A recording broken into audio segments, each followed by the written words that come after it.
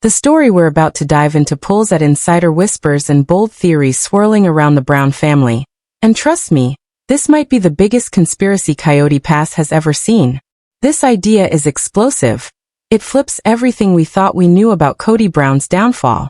Right now, one chilling question haunts the internet. Did Janelle's sons, Garrison and Gabriel, secretly team up with Christine's new husband, David Woolley, to take Kody down from the inside? Imagine a hidden alliance, a clandestine financial deal, and a slow-burning plan for revenge that may have been unfolding right under our noses. This is no longer just about broken hearts, now it's Brock battles, and a power struggle that could leave Kody with nothing. So what's really happening? Are Janelle's boys betraying their father for the promise of David Woolley's money? Or are they the ones protecting their mom from financial disaster? And what happens when old rivals suddenly unite against a common enemy? If you're into deep dive breakdowns and want the truth no one else is brave enough to talk about, hit that like button and subscribe to TLC Truth Files. It helps us dig up more hidden stories just like this one. Okay, let's get into the theory shaking the Brown family's foundation. To understand this massive idea, we have to rewind to where the anger began. We all saw the meltdown between Kody and Janelle's sons. This wasn't simple teenage angst. Kody demanded apologies, tried to push his boys out during the pandemic, and forgot important things like birthdays that left real wounds. Most people thought the distance was emotional. Two young men protecting their mental health. But this new theory suggests something far more strategic. While Kody was playing checkers, the boys might have started playing chess, and they may have found the perfect grandmaster in David Woolley. David isn't just Christine's husband. He's a self-made businessman who knows construction, land development, and how to spot a rotten investment. When he entered Christine's life, he also entered the financial hurricane that is Coyote Pass. According to deep dive insiders, not long after David and Christine got together, a private meeting allegedly happened.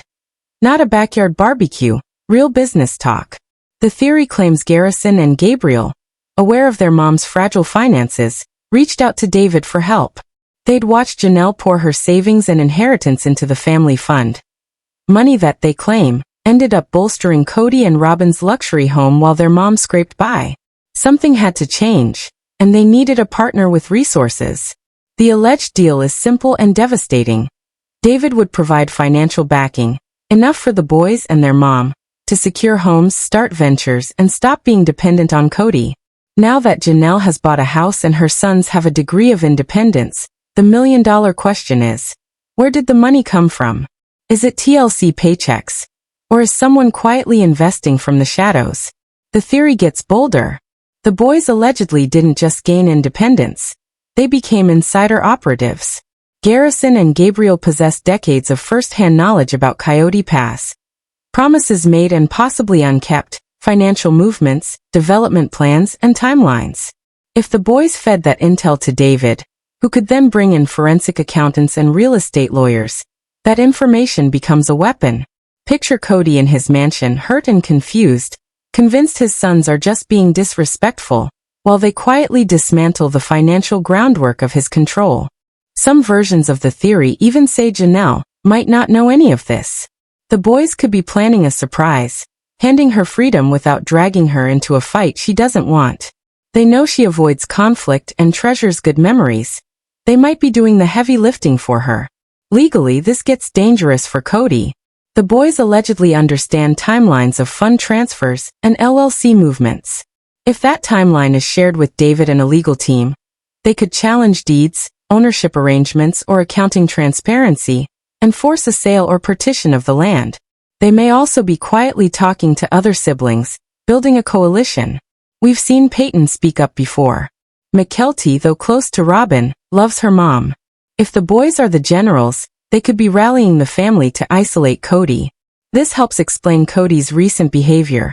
Frantic, unpredictable, quick to point fingers. He's a patriarch who built his identity around being in control. If David is backing the kids, then they don't need Kody's approval anymore, and that cuts to the core of his power. Timing is also suspicious. Janelle's move toward financial independence coincided with David's entry into the family picture.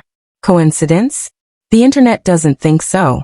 This theory explains Janelle's confidence and the quiet, knowing smile David sometimes gives when Kody is mentioned.